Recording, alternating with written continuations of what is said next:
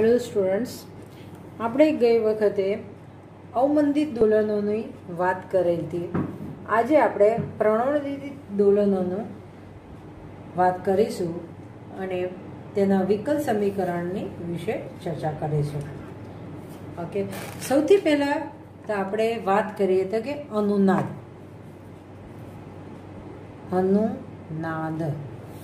અનુનાદ એટલે શું?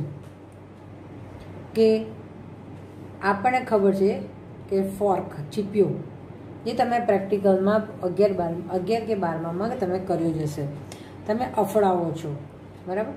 અને એનો પ્રેક્ટિકલ્સ તમે કર્યો હતો તો એક કાચની નળી હતી, તેમાં પ્રવાહી તમે ડૂબાડતા હતા, અહીંયા આગળ ફોર્ક રાખતા હતા, બરાબર?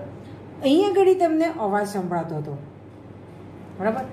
અનુનાદ એટલે કુદરતી અને કૃત્રિમ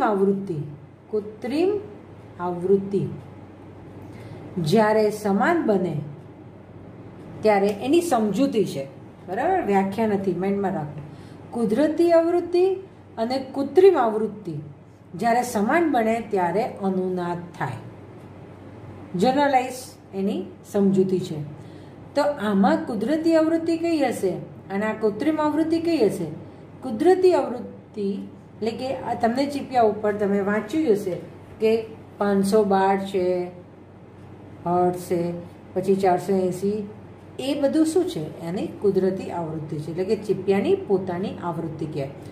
કૃત્રિમ કઈ થઈ? તો આ જે વચ્ચે પાઇપ હતી એની અંદર જે હવા રહેલી હતી એ હવા આ ચીપિયા દ્વારા અહીંયા આગળ હવામાં કંપનો જોવા મળે છે, બરાબર? કંપનો થાય છે. એટલે કુદરતી આવૃત્તિ અને કૃત્રિમ એટલે કે આના દ્વારા અહીંયા આગળ હવામાં દોલનો થાય. અને એ વખતે જ્યારે એક આખું આવૃત્તિ રચાય, બરાબર, ત્યારે મહત્તમ અવાજ આવે. બરાબર? ઓકે, 2 હશે તોય અવાજ તો આવશે, 3 હશે તો પણ અવાજ આવશે, પણ મહત્તમ ક્યારે થશે? કે તો કે એક આવૃત્તિ અહીંયા રચાશે, એક આવી રીતે રચાશે તો જ અહીંયા મહત્તમ તમને અનુનાદ સંભળાશે. ઓકે, બરાબર? એટલે કે કુદરતી આવૃત્તિ અને કૃત્રિમ આવૃત્તિ જ્યારે સમાન બનશે ત્યારે અનુનાદ થશે. હવે તમને એક ક્વેશ્ચન બીજો થવો જોઈએ. તમે અમુક જગ્યાએ અથવા કે આ સેમમાં ભણ્યા જશે LCR પરિપથ. L એટલે કે ગૂંચળું, C, L, C અને R.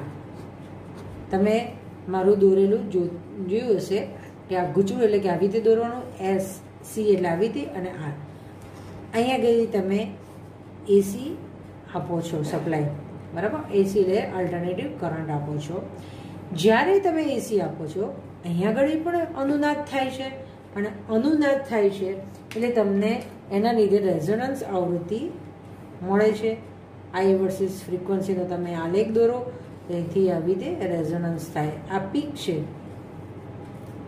ઓકે, એને FR કહીએ અને આને IR કહીએ છીએ, બરાબર?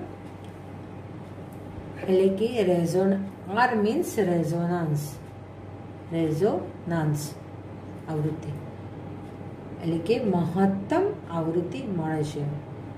હવે ક્વેશ્ચન એ થાય, જે મેં આગળ મેં કીધું કુદરતી અને કૃત્રિમ આવૃત્તિ સમાન બને ત્યારે, બરાબર? એટલે અહીંયા આગળ કુદરતી અને કૃત્રિમ કઈ થઈ? કે કુદરતી આવૃત્તિ એટલે શું થયું? આની AC સપ્લાય તમે આપો છો તો એની પોતાની આવૃત્તિ હોય છે. 230 હર્ટ્ઝ હોય, 220 હોય, વોટેવર હોય, જે આપણે ઇન્ડિયામાં છે એ અહીંયા આગળ તમે અહીંયા આગળ આપો છો. L એટલે કે XL એટલે કે JωL, આપણે બધા જાણીએ છીએ. J એટલે કે 2πfL થાય, બરાબર? અને એવી રીતે XC = 1/jωC, C = J2πfC. અહીંયા F બંને આવ્યું. અહીંયા F ક્યાંથી આવ્યું? એ F આની છે. આ વૃત્તિ અહીંયા અસર કરે અને એના લીધે એનું રિએક્ટન્સ અહીંયા આગળ મળે. અહીંયા આગળ ફ્રીક્વન્સી અહીંયા આવે અને એ ફ્રીક્વન્સીનું રિએક્ટન્સ એટલે કે કેપેસિટરનું રિએક્ટન્સ અહીંયા આગળ આવે. જો અહીંયા ઘડી એસી તમે સપ્લાય આપો છો, એ જે ફ્રીક્વન્સી છે એ કુદરતી આવૃત્તિ છે, બરાબર. એક શું છે? કુદરતી. તમે એનું જનરેટર છે, એટલે કે એને આપણે બીજું શબ્દમાં કહીશું AFO, રાઈટ. AFO એટલે કે ઓડિયો ફ્રીક્વન્સી ઓસિલેટર, એટલે કે શ્રાવ્ય આવૃત્તિનો જનરેટ કરે છે, ઉત્પન્ન કરે છે, એટલે એને AFO કીધું, બરાબર. એટલે કે કુદરતી આવૃત્તિ એટલે કે આની, અને કૃત્રિમ એટલે કે આ ફ્રીક્વન્સી અહીંયા આમાંથી પસાર થશે, એટલે કે એમાં જશે, એટલે એનું જે રિએક્ટન્સ બદલાય છે, એટલે આના દ્વારા આનું રિએક્ટન્સ બદલાય છે, આ બેનું, બરાબર. તો એ કુદરતી અને કૃત્રિમ આવૃત્તિ એ વખતે સમાન બનશે, અને એ જ આપણે સમીકરણ તમે સ્ટડી કર્યું જ હશે, રાઈટ. અને એટલે અહીંયા આગળ આવી રીતે પીક મળે છે. એટલે અહીંયા આગળ સિગ્નલ્સ કયું છે? અહીંયા ઇલેક્ટ્રિકલ સિગ્નલ છે, ઓકે. અહીંયા ઇલેક્ટ્રિકલ સિગ્નલ છે, અને અહીંયા આગળ કયું સિગ્નલ છે? તો કે સાઉન્ડ સિગ્નલ છે. બંને બાજુ અનુનાદ થાય જ છે, પણ અહીંયા આગળ શું છે? સાઉન્ડ સિગ્નલ છે, એટલે તમે સાંભળી શકો છો. અહીંયા ઇલેક્ટ્રિકલ સિગ્નલ છે, એટલે તમે અવાજ સાંભળી શકતા નથી. અનુનાદ તો બંને જગ્યાએ. હવે હું તમને થોડુંક આગળ કહું, આમાં મારે અવાજ સાંભળવો છે, તો શું કરવું પડે? તો કે અહીંયા આગળ સ્પીકર લગાવવું પડે. સ્પીકર શું કરે? કે ઇલેક્ટ્રિકલ સિગ્નલનું સાઉન્ડ સિગ્નલમાં કન્વર્ટ કરે છે, સ્પીકર, બરાબર. તો આ ઇલેક્ટ્રિકલ સિગ્નલ જે અહીંયા આગળ તમે જનરેટ થયું એને સ્પીકર મૂકો, એટલે તો તમે રિલેટેડ મૂકો તો તમે અવાજ સાંભળી શકો, ઓકે. એટલે અનુનાદની કન્સેપ્ટ તમને અહીંયા આગળ ક્લિયર થયો હશે, આઈ હોપ. ઓકે, હવે આપણે આગળ લઈએ કે પ્રણોદિત દોલનો એટલે શું? પ્રણોદિત દોલનો અને તેનું વિકલન સમીકરણ. જ્યારે કોઈ યાંત્રિક તંત્ર માધ્યમમાં કોઈ સરળ આવત ગતિ કરે છે, ત્યારે સમય વધતાની સાથે દોલિત તરંગોનો કંપ વિસ્તાર ઘટતો જાય છે, બરાબર. દોલિત તરંગોનો કંપ વિસ્તાર ઘટતો જાય છે, એટલે કે માધ્યમમાં અવમંદન બળો હંમેશા હાજર હોય છે. આવી સ્થિતિમાં કોઈ તંત્રમાં દોલનો જાળવી રાખવા હોય તો તેના પર બાહ્ય આવર્તક બળ લગાડવું જોઈએ. બાહ્ય આવર્તક બળની અસર હેઠળ થતા તંત્રના દોલનોને પ્રણોદિત દોલનો અથવા તો ઇંગ્લિશમાં કહે છે ફોર્સ ઓસિલેશન.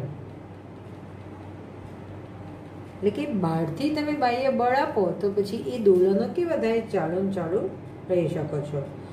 જો બાહ્ય બળ કે આવર્તક બળ તેને ft વડે દર્શાવીએ તો ft is equal to f0 e raise to I omega t, એટલે કે f0 cos omega t plus I sin omega t બાહ્ય બળ માટે છે, ઓકે. એટલે કે ft is equal to f0 cos omega t plus I f0 sin omega T આપણને મળે છે, જ્યાં ઓમેગા એ બાહ્ય આવર્તક બળની કોણીય આવૃત્તિ છે. બાહ્ય આવર્તક બળની કોણીય આવૃત્તિ છે.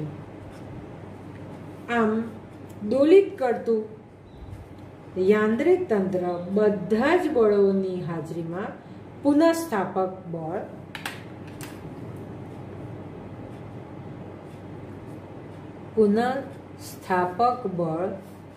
એટલે કે -kx અવમંદન બળ -rx ડોટ અને આવર્તક બળ ft સરળ આવર્ત ગતિ કરે છે। જો ફરીથી થોડો કે દોલિત કરતું તંત્ર યાંત્રિક તંત્ર બધા જ બળોની હાજરીમાં પુનઃસ્થાપક બળ kx - kx, અવમંદન બળ r x ડોટ, આપણને ખબર છે r શું છે, અવમંદન અચળાંક છે, આવર્તક બળ ft એ સરળ આવર્ત ગતિ કરે છે। બરાબર, તો એટલે કે આપણે જે સમીકરણ છે એ આવી રીતે લખી શકીએ, second derivative of x into m is equal to minus kx minus rx dot plus ft થાય છે। બરાબર, ડોટના સ્વરૂપમાં લખીએ તો m ડબલ ડોટ પ્લસ અને આ બાજુ લઈએ આર એક્સ ડોટ પ્લસ કે x is equal to f0 અને વેલ્યુ લખીએ છીએ e⁻⁰ નંબર 2। જો બાહ્ય બળ આવર્ત હોય તો મળતા દોલનો આવર્ત પ્રકારના જ હોય છે, તેથી સ્થાનાંતર x પણ સમયની સાથે આવર્ત રીતે બદલાય છે। એટલે કે સમીકરણ 2 નો ઉકેલ x is equal two a⁻⁰t આપણને મળે છે। હવે જે વસ્તુ જોઈએ છે અહીંયા x ડોટ એટલે કે પહેલું વિકલન જોઈએ છે, અહીંયા દ્વિતીય વિકલન જોઈએ છે, એટલે કે dx by dt is equal to x dot is equal to a I બરાબર, આની સાપેક્ષે વિકલન I⁻t। હવે દ્વિતીય વિકલન એટલે કે આ સમીકરણનું દ્વિતીય વિકલન એટલે આવી રીતે લખાશે a I⁻t e⁻⁰t I એટલે કે -1 a ω²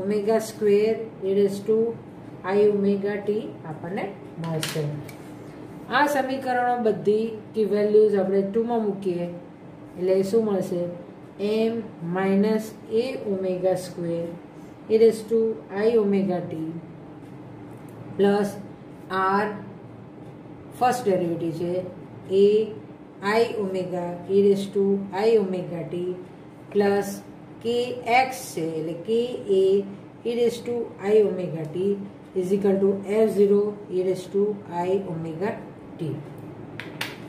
હવે ઉપરના સમીકરણમાં આ કોમન છે, રાઈટ, એટલે આપણે કાઢીએ છીએ, એટલે minus m a ω² plus r a I⁻ plus ka is equal to f0 આપણને મળે। હવે એ સમીકરણને ફરીથી આપણે એ કોમન કાઢીએ એટલે કે a બ્રેકેટમાં માઇનસ m ω² આવી રીતે લખી શકું plus I r w plus k is equal to f0। હવે a ઇઝ ઇક્વલ ટુ આને હું આ પદને નીચે લઈ જઉં છું,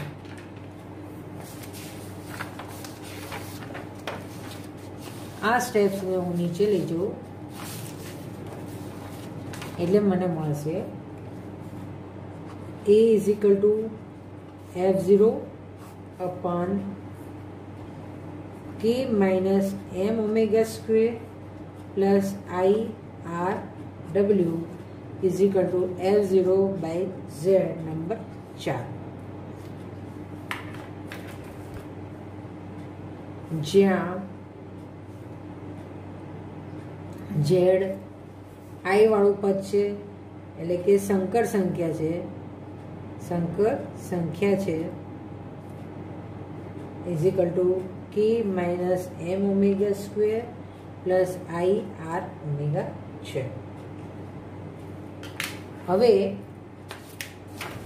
હું પછી એને જ એના એટલે કે મારે એબ્સોલ્યુટ વેલ્યુ ઓફ z² મેળવવું છે માટે z ઇન્ટુ z સ્ટાર, બરાબર, z સ્ટાર એટલે શું થાય k માઇનસ ω² m, આવું થોડુંક ઉલટું લખી ગયું, plus I R omega. Okay, અને બીજું સ્ટેપ શું આવે? K minus omega square M minus I R omega.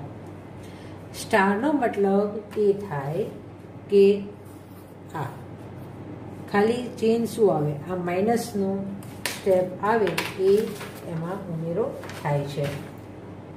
બરાબર? એટલે પછી એક પ્લસ છે અને માઇનસ છે, એટલે હું આવી રીતે લખી શકું કે માઇનસ એમ ઓમેગા સ્ક્વેરનો સ્ક્વેર માઇનસ આઈ આર ઓમેગાનો સ્ક્વેર. એક પ્લસ અને એક માઇનસ એટલે A square minus B square થાય. એટલે શું થશે? કે ડોટ એમ ઓમેગા સ્ક્વેરનો square minus I square minus R omega square. બરાબર? એટલે કે એબ્સોલ્યુટ ઝેડ સ્ક્વેર એટલે કે માનાંકમાં ઝેડનો સ્ક્વેર કે આ માઇનસ છે, માઇનસ છે, કે માઇનસ એમ ઓમેગા સ્ક્વેરનો સ્ક્વેર આનું શું થાય? -1 એટલે માઇનસ ને માઇનસ પ્લસ થઈ જાય. આર સ્ક્વેર ઓમેગા સ્ક્વેર આપણને મળે. એટલે કે Z equal to k minus omega સ્ક્વેરનો square plus R square omega square અને 1 નંબર 6 આપીએ છીએ. ફિફ્થ ક્યાંક વચ્ચે. ઓકે, આ ફિફ્થ આપો તમે તો. ફિફ્થ અને 6. હવે કે કાલ્પનિક જે સંખ્યા હતી કે z is equal to absolute Z e raise to I theta હોવાથી, બરાબર, એ આપણને ખબર છે કે એબ્સોલ્યુટનું વેલ્યુઝ આવી રીતે મળે છે ઝેડનું. એટલે શું થાય? ઝેડ ઇઝ ઇક્વલ ટુ શું થાય? K minus M omega square બ્રેકેટમાં આઈ આર ઓમેગા, જે ફિફ્થની વેલ્યુ જ અહીંયા લખેલી છે મેં, અને રાઈટ સાઈડ જે ઝેડની વેલ્યુ છે એ લખું છું કે root k minus M omega સ્ક્વેરનો square plus R square omega square. Okay, આ કોની વેલ્યુ લખ્યું? આ ઝેડની લખ્યું. E raise to I theta. E raise to I theta એટલે શું થાય? આપણને ખબર છે કે ઈ રેઝ ટુ આઈ થીટાની જગ્યાએ હું આ લખી શકું કોસ થીટા પ્લસ આઈ સાઇન થીટા. હું આની જગ્યાએ મેં આ અહીંયા આગળ લખ્યું છે. બરાબર?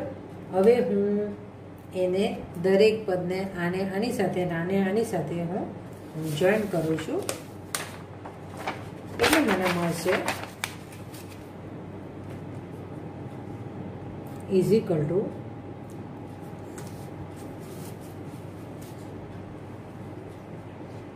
કે માઇનસ એમ ઓમેગા સ્ક્વેરનો square plus R square omega square cos theta plus k minus M omega સ્ક્વેરનો square plus R square omega square બ્રેકેટમાં આઈ સાઇન થીટા. બરાબર? જમણી અને ડાબી બાજુ જો આગળ શું હતું? હું અહીંયા આગળ ઇક્વલ ડાબી બાજુનું અહીંયા આગળ લખો દઉં M omega square plus I R omega. આનું ના ઇક્વલ હતું.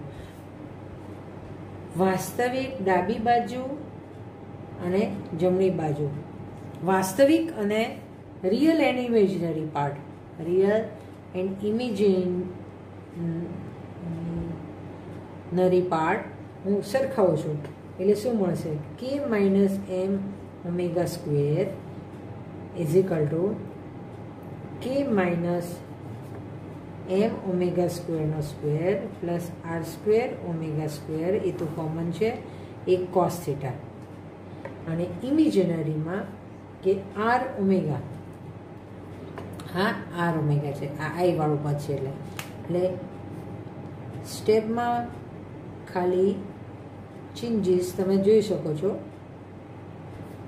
કે શેનો આવશે સાઇન થીટાનો આવશે બરાબર આ રિયલ છે અને આ ઇમેજિનરી છે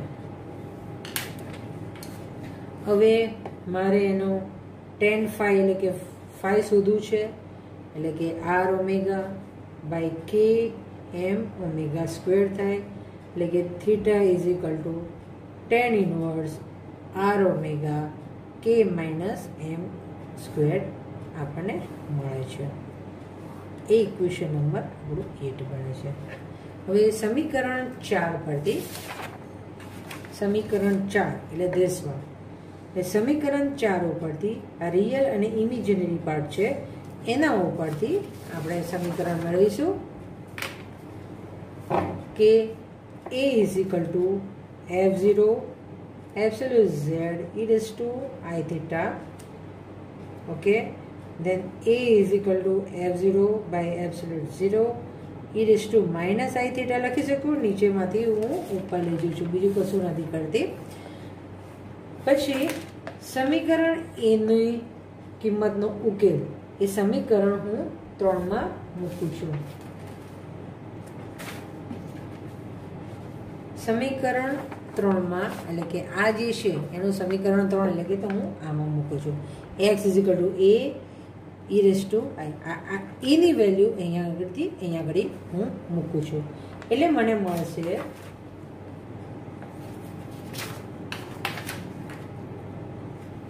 મળશે કે x is equal to f0 absolute z e raised to I theta e raised to I omega t okay અને એને આપણે થોડું વ્યવસ્થિત લખવું હોય તો equal to f0 by z e raised to I omega t minus theta અને બાર t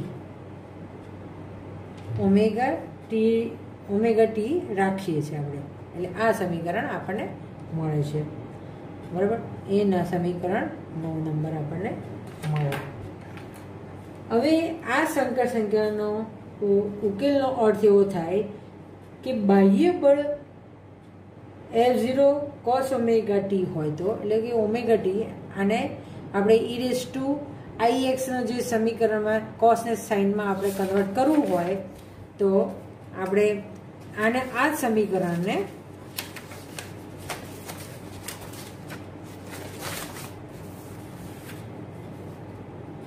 જે સમીકરણ હતું x is equal to f0 by absolute 0 e raised to I omega t minus theta t જે આપણે ઇક્વેશન નંબર 9 કીધું હતું અને એને આપણને ખબર છે e raised to I theta is equal to cos theta plus I sin theta હોય તો જો f0 બાહ્ય બળ લગાડીએ તો x is equal to f0 by z cos omega t minus theta t આપણને મળે t અંદર લઈ લઈએ આપણે અહીંયા આગળ બરાબર t અહીંયા આગળ લીધો છે એટલે આપણે બહાર નહીં રાખતા અંદર જ t રાખીએ છીએ થીટા t ને ઓકે તો આવી રીતે આપણને ઇક્વેશન્સ મળે છે બરાબર તો આમાં શું છે કે બાહ્ય બળ જ્યારે f0 cos omega t હોય અને જો બાહ્ય બળ f0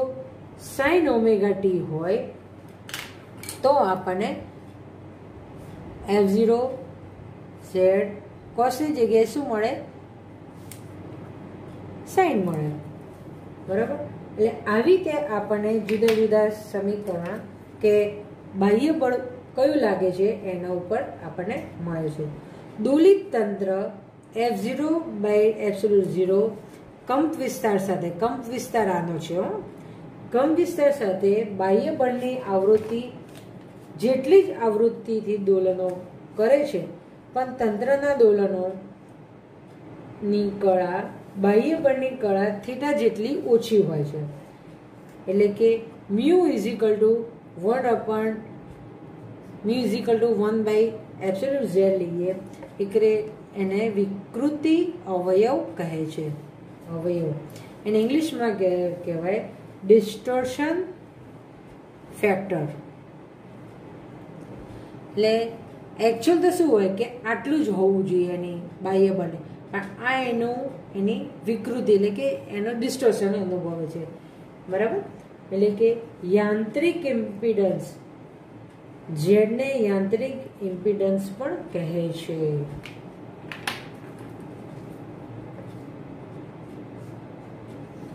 Z is equal two યાંત્રિક ઇમ્પિડન્સ અવયવ, એટલે કે ઇંગ્લિશમાં કહેવાય mechanical impedance factor.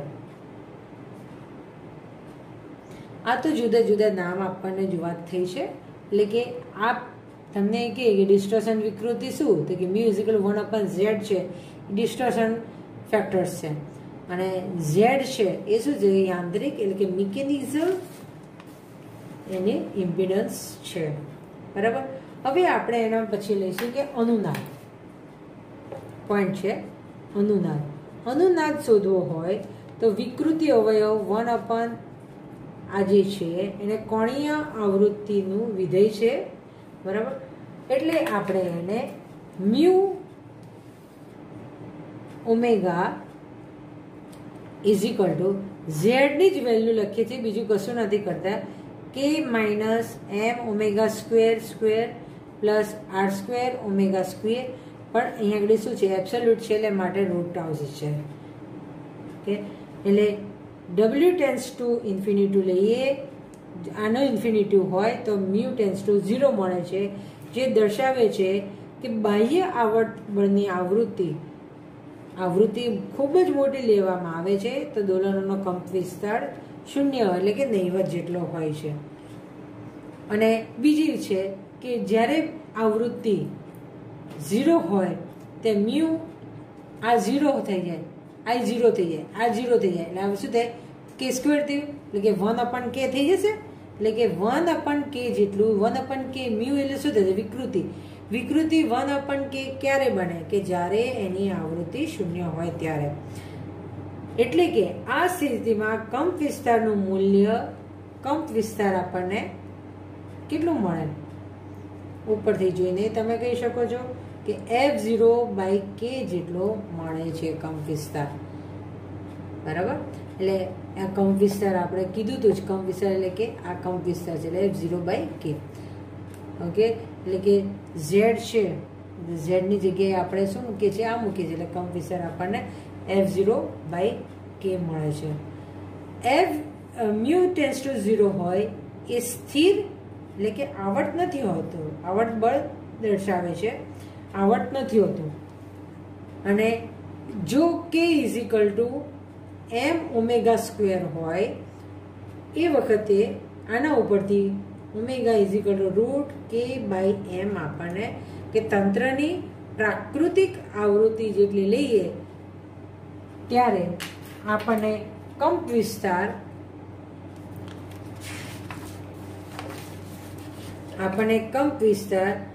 F/r omega 0 is equal to F0 √m/r √k જેટલો આપણને મળે છે.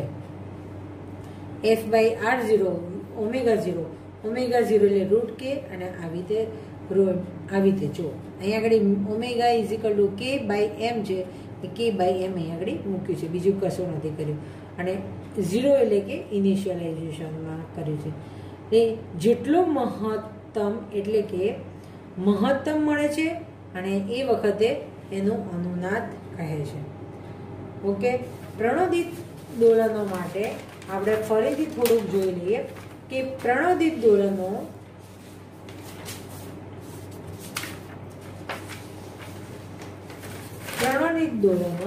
એટલે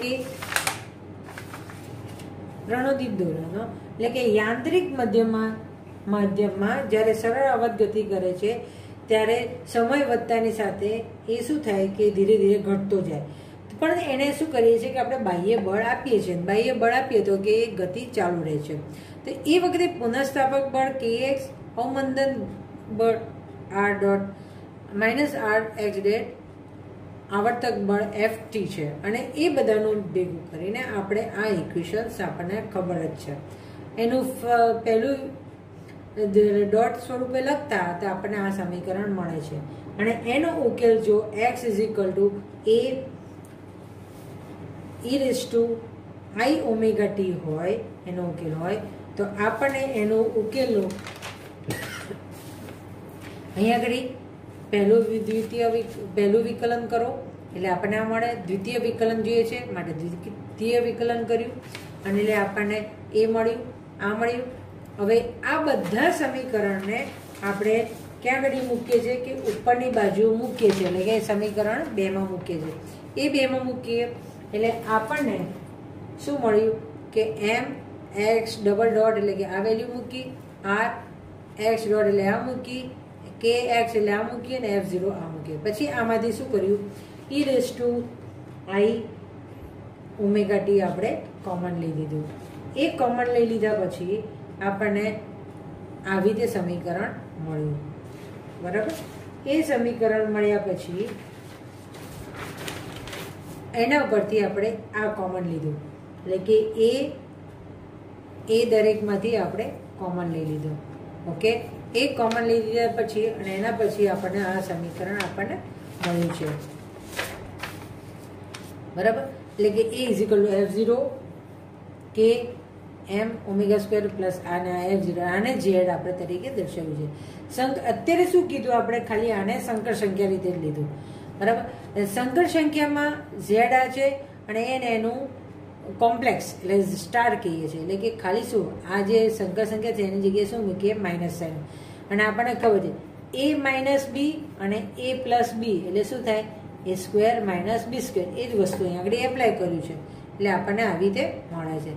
આ સ્ક્વેરનો મતલબ શું થાય, -1 માઇનસ માઇનસ પ્લસ, એટલે કે આપણને આવી રીતે મળે છે. એટલે કે absolute Z is equal two આ મળે.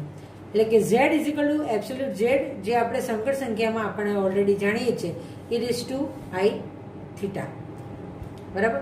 એટલે એના ઉપરથી આઈ થીટા ઉપરથી એટલે આપણને ઝેડની વેલ્યુ જે છે, આ ઝેડની વેલ્યુ એબ્સોલ્યુટ ઝેડ એટલે કે આ મૂક્યું અને પછી શું મૂક્યું આપણે, ઈ રેઝ ટુ આઈ થીટા. આઈ થીટાની જગ્યાએ શું મળ્યું, કોસ થીટા પ્લસ આઈ પ્લસ સાઇન થીટા મૂક્યું, બરાબર. ઈ રેઝ ટુ અને એના પછી આપણે મૂક્યું કે ઇમેજનરી પદ અને આને રિયલ બંનેને સરખાવ્યું, રિયલની સાથે સરખાવ્યું, આની સાથે સરખાવ્યું કારણ કે આઈ નથી, અને આઈ વાળું પદને આઈ સાથે એટલે કે ઇમેજનરી સાથે સરખાવ્યું. એટલે આપણને ફાઇનલી આવી રીતે ઇક્વેશન્સ મળે છે. પછી આપણે જોયું તો આપણે થીટા જોઈએ છે માટે ટેન થીટા એટલે કે R omega t sine upon cos, આપણને ખબર જ છે કે ટેન્જન્ટ થાય, બરાબર. એટલે કે સાઇન અપન કોસ એટલે કે આર ઓમેગા અપન આ મૂક્યું એટલે થીટાની વેલ્યુ મળી. હવે આપણે એમ્પ્લિટ્યુડ કંપ વિસ્તારોની વાત કરીએ. એ સમીકરણ અગાઉ હતું એટલે કે F0 absolute Z e raise to I omega T, એની વસ્તુ અહીંયા આગળ લઈ દે અને આપણને આ રીતે વેલ્યુઝ મળી છે, બરાબર. હવે એના પરથી કે આપણને જે બીજું એની કિંમત મૂકીએ છે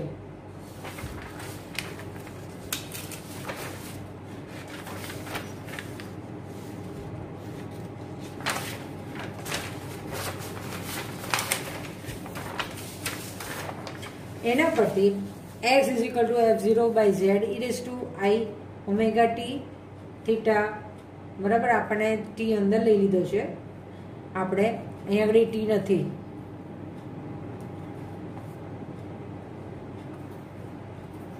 ઈ raise to I theta is equal to cos theta plus I omega T આપણને ખબર છે, એને યુઝ કરીએ એટલે કે જો એનો F0 કોસ ઓમેગા ટી એનો જો બળ લાગે બાહ્ય બળ તો એનું સૂત્ર આ થશે, અને જો બાહ્ય બળ સાઇન ઓમેગા ટી એટલે કે સાઇન બાજુનું હોય, એટલે કે કહેવાનો મતલબ કે જ્યારે આપણે કોઈ પણ બળ વિશે વાત કરીએ છીએ તો એક્સનો ઘટક કોસ બાજુ હોય અને અહીંયા આગળ સાઇનનો ઘટક હોય, એટલે કે બળ કઈ બાજુ લાગે છે એ પ્રમાણે એનું સ્થાનાંતરનું સમીકરણ આપણે મેળવીએ છીએ. અને એટલે કંપ વિસ્તાર એટલે શું થાય, આ એનો કંપ વિસ્તાર છે એટલે કે F0 બાય એબ્સોલ્યુટ ઝેડ, બરાબર. પણ હવે આપણે કહીએ છીએ કે મ્યુ ઇઝ ઇક્વલ ટુ શું છે તો કે 1/z, ઝેડ જ્યાં મ્યુ ઇઝ ઇક્વલ ટુ વિકૃતિ અવયવ ડિસ્ટોર્શન ફેક્ટર છે. ઝેડ ઇઝ ઇક્વલ ટુ યાંત્રિક ઇમ્પિડન્સ મિકેનિકલ ઇમ્પિડન્સ કે છે. અનુનાદ એટલે કે mu is equal two 1/z કીધું છે. ઓકે, અને જ્યારે મ્યુની વેલ્યુ અને એબ્સોલ્યુટ ઝેડની વેલ્યુ મૂકીએ છીએ અને પછી કહે છે કે મ્યુ ટેન્સ ટુ 0 ઇન્ફિનિટિવ હોય, આ ઇન્ફિનિટિવ હોય એટલે આ શું થઈ જાય? 0 થઈ જાય. અને જ્યારે 0 હોય ત્યારે 1/k થઈ જાય. આ 0 0 થાય એટલે 1/k થાય. એટલે કમ્પીસર F0/k મળે છે. બરાબર. એટલે બાહ્ય બળ જો આપણને k is equal two m omega square હોય તો બાહ્ય બળ omega is equal two √k/m જેટલું હોય તો આપણને આ સમીકરણ અહીંયા મળે છે. એટલે કે મહત્તમ અનુનાદ આવા વખતે આપણને પ્રોવાઈડ થાય છે. ઓકે, નેક્સ્ટ લેક્ચરમાં આપણે મળીએ છીએ.